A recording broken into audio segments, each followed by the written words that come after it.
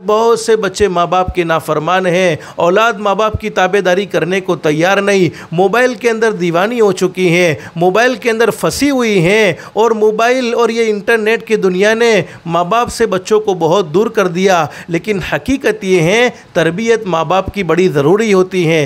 हदीस शरीफ में फरमाया नबी करीम सल्लल्लाहु अलैहि वसल्लम ने, आज दुनिया में जितने भी लोग नेक नेक पैदा हुए, जितने भी अल्लाह के वली पैदा हुए हैं, तमाम के तमाम अल्लाह के वली कोई आसमानों से नहीं उतरे थे, बल्कि उनकी माँ बाप की तरबियत का। और सबसे पहला असर माँ की गोद। उलमा ने लिखा है कि सबसे पहला बच्चे का मदरसा माँ की गोद है, यानी माँ की गोद में बच्चे की जो तरबियत होती है। आपने एक बहुत बड़े अल्लाह के वली का नाम सुना होगा, हज़रत पीरान पीर आलिम रब्बानी महबूब सुबहानी शेख अब्दुल कादिर जिलानी रहमतुल्लाह अलैह। ये रबीउल आखिर का महीना आने वाला है। हज़रत पीरान पीर इस दुनिया फ़ानी से रबीउल आखिर के महीने में तशरीफ़ ले गए। हज़रत पीरान पीर की माँ का नाम है फ़ातिमा, लेकिन लोग फ़ातिमा नहीं कहते थे, लोग उम्मुल खैर कहते थे। पीरान पीर की माँ क्या फरमाती हैं? पीरान पीर की माँ फ़ातिमा उम्मुल खैर फरमाती हैं कि मेरे पेट में हमल रहा, मेरे पेट में बच्चा रहा, मैंने 9 महीने अपने पेट में बच्चे को रखा। पीरान पीर की माँ फरमाती हैं, यहाँ आसमान पर मुझे रमज़ान का चाँद नज़र आया, ज़मीन पर मुझे अब्दुल कादिर नज़र आया। यानी पीरान पीर रमज़ान की चांदवी रात को इस दुनिया फ़ानी में तशरीफ़ लाए। और पीरान पीर की माँ क्या फरमाती है, मैं अपने बच्चे को सहरी से लेकर इफ्तार तक दूध पिलाऊं तो मेरा बेटा दूध न पिए, इफ्तार से लेकर सहरी तक दूध पिलाऊं तो मेरा बेटा दूध पिए। पीरान पीर की माँ फरमाती हैं, ये मेरा बेटा उम्मत मोहम्मदिया का ऐसा पहला शख्स था जिसने पैदा होते ही पूरे रमज़ान के रोज़े रख लिए। अब अंदाज़ा लगाओ, जब माँ की ज़िंदगी अच्छी होती है तो पैदा होने वाली औलाद भी नेक पैदा होती है। अब पीरान पीर की उम्र 4 साल की हुई है। 4 साल की उम्र में बच्चे को कोई शोर भी नहीं होता, बच्चे को कोई एहसास भी नहीं होता। और पीरान पीर के वालिद मोहतरम का इंतकाल हो चुका, दुनिया से रुखसत हो गए। पीरान पीर अब्दुल कादिर जिलानी रहमतुल्लाह अलैह यतीम हो चुके, अब सहारा माई हैं। पीरान पीर की माँ के बारे में लिखा है कि उस ज़माने में अपने बच्चे को देखो, बच्चों को दीनदार बनाना है, बच्चों को आंखों की ठंडक बनाना है तो अपने बच्चों को वक्त पर मकतब में भेजने का एहतमाम करो। ये बड़ी अहमियत रखता है। आज हमारे बच्चे दीन से बड़े दूर हैं, आज हमारे बच्चे अखलाक से बड़े दूर हैं। बहुत सी मरतबा किसी किसी महल्ले में गुजरना होता है, किसी किसी इलाके में गुजरना होता है, उस वक्त हम किसी बच्चे को माँ की गाली देते हुए, बाप की गाली देते हुए सुनते हैं, हालांकि वो इतना मासूम होता है कि उसको उस गाली का मतलब भी नहीं मालूम होता। लेकिन उस वक्त ये बात समझ में आती है कि ये माँ बाप की तरबियत की कमी है, जिसके नतीजे में बेटे की ज़ुबान पर गाली है, जिसके नतीजे में बेटे के अखलाक बुरे हैं। अब पीरान पीर शेख अब्दुल कादिर जिलानी रहमतुल्लाह अलैह की माँ उस ज़माने में पीरान पीर 4 साल के मकतब में आई, पर्दे में थी और आकर मौलाना से कहा कि मेरा बेटा यतीम है, बाप का कोई सहारा नहीं है, मेरे बेटे को मदरसे में बिठा दो और मेरे बेटे को कुरान करीम पढ़ा लो, मेरे बेटे को दीन की तालीम सिखा लो। अब पीरान पीर 4 साल की उम्र है, मौलाना ने बिठा दिया और पीरान पीर की माँ ने मौलाना से फरमाया कि देखो मेरा बेटा यतीम है, इसका कोई सहारा नहीं है, इसे कुरान पढ़ा लेना, इसे इल्म दीन सिखा लेना। अगर ये कोई नामुनासिब हरकत करे तो तुम उसकी सदा करना, लेकिन उसे मदरसे से निकाल मत देना, मेरे बेटे को मदरसे में रखना, मेरे बेटे को दीन सिखा देना। उलमा ने लिखा है कि पीरान पीर की माँ तो मदरसा छोड़कर बच्चे को चली गई। अब पीरान पीर की उम्र तो 4 साल की उम्र है। अब पीरान पीर ने अपनी ज़ुबान से, उस्ताद ने, सब बच्चे बैठे हुए थे, उस ज़माने का मकतब चल रहा था, उस्ताद पढ़ा रहे थे, सब बच्चे बैठे हुए थे। पीरान पीर से पूछा क्या नाम बेटा? का अब्दुल कादिर। पढ़ना शुरू करो। अब पीरान पीर ने पढ़ना शुरू किया, औज़ु बिल्लाहि मिनश शैतानिर रजीम बिस्मिल्लाहिर रहमानिर रहीम। पढ़ते गए और उलमा ने लिखा है कि पूरी सूरह बकरा, पहला पारा, दूसरा पारा और तीसरा आधा पारा मुकम्मल सुना दिया।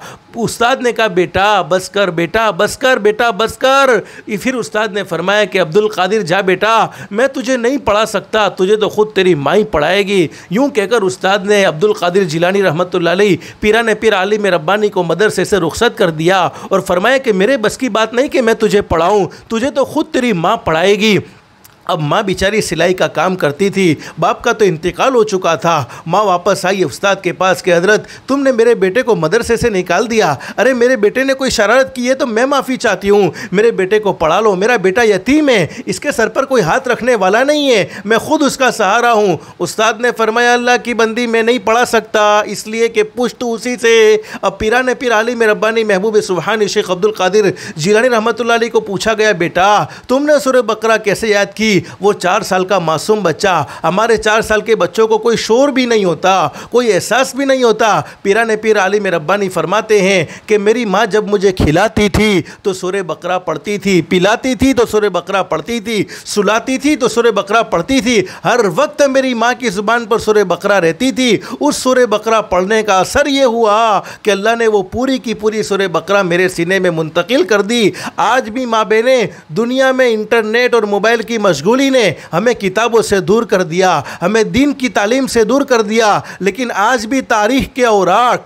यानी हिस्ट्री भरी पड़ी है कि और 6 महीने नहीं गुजरे थे कि पीराने पीर आलिम रब्बानी महबूब सुबहानी शेख अब्दुल कादिर जिलानी रहमतुल्लाह अलैह पूरे कुरान के हाफिज़ हो चुके थे। सिर्फ 4.5 साल की उम्र में पूरे कुरान के हाफिज़। आज हमारे 10 साल के बच्चे लेकिन नूरानी कायदा सही पढ़ना नहीं जानते, 20-15 साल के बच्चे लेकिन नमाज के फ़राइज़ सही नहीं मालूम, वुज़ू के फ़राइज़ नहीं मालूम, गुस्ल के फ़राइज़ नहीं मालूम। क्यों नहीं मालूम? इसलिए कि ख़ुद उसकी माँ को नहीं मालूम, ख़ुद उसके बाप को नहीं मालूम। तो हदीस शरीफ में फरमाया नबी करीम सल्लल्लाहु अलैहि वसल्लम ने कि कुरान करीम में अल्लाह रब्बुल आलमीन ने नेमतों के बारे में पूछा, सुम्मा लतुसअलुन्ना यौमइज़िन अनिन नईम, नेमत के बारे में पूछोगी। अब अल्लाह पाक कोई नेमत नसीब फरमाए औलाद की शक्ल में, बेटा मिला या बेटी मिली, बेटा भी अल्लाह की नेमत, बेटी भी अल्लाह की नेमत। हदीस शरीफ में फरमाया नबी करीम सल्लल्लाहु अलैहि वसल्लम ने जब किसी के घर में बच्चा पैदा हो तो ज़िम्मेदारी ये है सबसे पहले उस बच्चे का अच्छे से अच्छा नाम रखे, नाम रखने के बाद उसकी अच्छे से अच्छी तरबियत हो, तरबियत के बाद उसे दीन की तालीम सिखलाई जाए, फिर वक्त पर मुनासिब उसकी जगह शादी कर दी जाए, अगर शादी की उम्र को पहुंच जाए तो मुनासिब जगह पर शादी कर दी जाए। लेकिन आज चूँकि हमारे बच्चे हमारी आँखों की ठंडक नहीं है, बल्कि बच्चे माँ बाप के नाफरमान होते चले जा रहे हैं। उसकी चूँकि पहले आज से 6-7 साल पहले की या तकरीबन 4 साल पहले का ये जायज़ा लिया गया था कि आज भी मुसलमानों के 100% बच्चों में से 2% बच्चे ऐसे हैं जो मदरसे में पढ़ते हैं, बाकी 98% बच्चे ऐसे हैं जो स्कूल की तालीम हासिल करते हैं, जो मदरसे की तालीम से दूर हैं। इसलिए माँ बहनें, जैसे हम दीन को पढ़ाना, दुनिया को पढ़ाना ज़रूरी समझते हैं कि बच्चा डॉक्टर होना चाहिए, बच्चा इंजीनियर होना चाहिए, बच्चा अच्छे से अच्छा टीचर होना चाहिए, बच्चा अच्छे से अच्छा वकील होना चाहिए, तो इसका कोई इनकार नहीं है। लेकिन दुनियावी तालीम के साथ साथ दीनी तालीम का भी होना ज़रूरी है। अगर दीनी तालीम हमने अपने बच्चों को न सिखलाई, कुरान करीम की तालीम से वाकिफ़ न किया, और हदीस शरीफ में फरमाया नबी करीम सल्लल्लाहु अलैहि वसल्लम ने जब कोई मासूम बच्चा मदरसे में जाता है और अपनी मासूम ज़ुबान से पढ़ता है बिस्मिल्लाहिर्रहमानिर्रहीम, हदीस शरीफ में फरमाया नबी करीम सल्लल्लाहु अलैहि वसल्लम ने उस मासूम बच्चे के बिस्मिल्लाह पढ़ने की वजह से अल्लाह पाक उस बच्चे के बिस्मिल्लाह पढ़ने की वजह से अल्लाह पाक उस बच्चे के पढ़ाने वाले उस्ताद के लिए, उस बच्चे के लिए और उसके माँ बाप के लिए जहन्नम से आज़ादी का फ़ैसला फरमा देते हैं।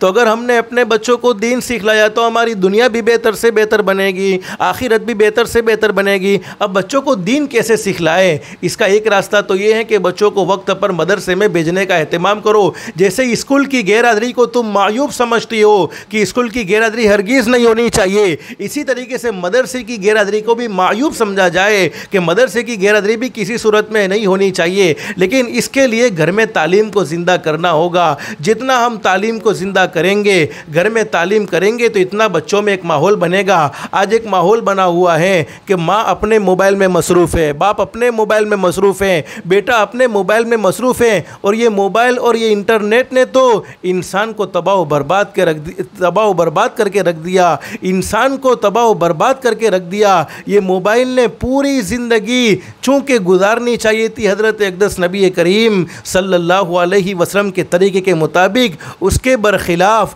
ये मोबाइल ने बच्चे को माँ से दूर कर दिया, ये मोबाइल ने बच्ची को माँ से दूर कर दिया। और आज हमने देखा कि कितने ऐसे वाक़यात जो दुनिया में देखने को आए, हमारे बच्चों के अक़ीदे बड़े कमज़ोर, हमारे बच्चों बच्चों की समझ है बड़ी कमज़ोर, तो वो बेटी जिसको माँ ने सीने से लगाया, वो बेटी जिसको बाप ने सीने से लगाया, जब गैरों की मोहब्बत में फंसे तो माँ बाप को भूल चुके। आखिर ऐसा हुआ क्यों? चूँकि बच्चों को दीन न पढ़ाया, जिसके नतीजे में ये सारी नौबतें आई हैं। इसलिए माँ बहनें ज़रूरी हैं कि अगर हम अपनी आँखों की ठंडक अपने बच्चों को बनाना चाहती हैं तो दीन की तालीम से बच्चों को आरास्ता करो। बच्चों को दीन भी, देखो दुनियावी तालीम से नहीं रोका गया, दुनियावी तालीम का कोई इनकार नहीं, बच्चों को दीन भी सिखलाओ, दुनिया भी सिखलाओ।